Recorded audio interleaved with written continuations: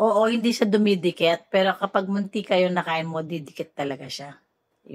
Hello, magandang umaga po sa inyong lahat. At ito po, no, may bakas pa tayo ng O2O na pulbos natin at saka yung lash bomb na mascara natin. Wala na akong time kagabi po, napagod na ako. Nakatulog na po ako, madaling araw na po ako nakauwi. Kaya ayan, yung pong lash bomb na mascara, talagang waterproof at saka ang kapal-kapal talaga. Yan. Yung review ko dun sa O2O na press powder, smooth yung finishing niya. Sabi naman nakakita sa akin, bumata daw itsura ko. Pero palagay ko pa may kinalaman yung doon, primer. Kasi nung in-apply ko yung primer, parang naging smooth po yung yung mukha ko. Nung in-apply ko po yung primer. Tapos pag nilagay ko yung ina-apply ko yung pulbos, parang velvety na ba tawag doon? Makinis na mapino yung mukha ko. Ganun. Ngayon ko pa lang po tinatanggal.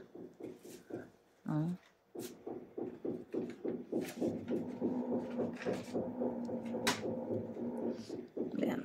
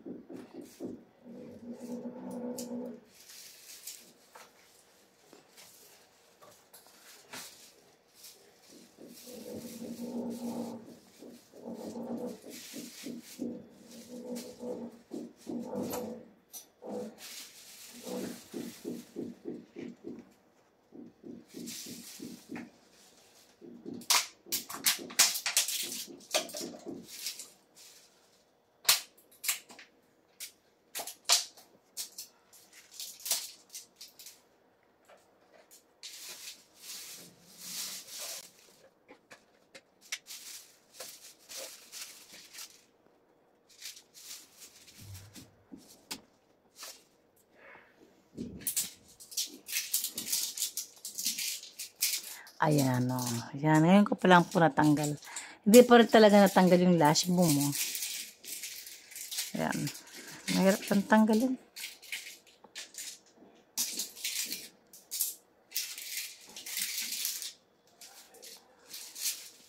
Ayan, maglamos na lang tayo. Meron tayo diyang niacinamide. Okay? Ayan po. Matanggal yung lash bomb na mascara. Yung O2O primer, maganda. Makinis. Parang pantay-pantay mukha mo, walang butas-butas.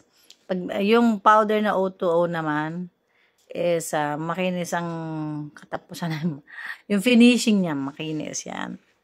Ano pa ba? Yung lipstick, oo, hindi siya dumidikit. Pero kapag munti kayo nakain mo, didikit talaga siya. Yun lang ang na-observe ko. Yung blush on, hindi ko naman ma-review kasi natanggal naman siya nung nung bago akong balas kasi napatungan ko siya ng pulbo, natanggal siya. I-review po natin ulit na po. Sa ngayon, yan muna. Bye-bye.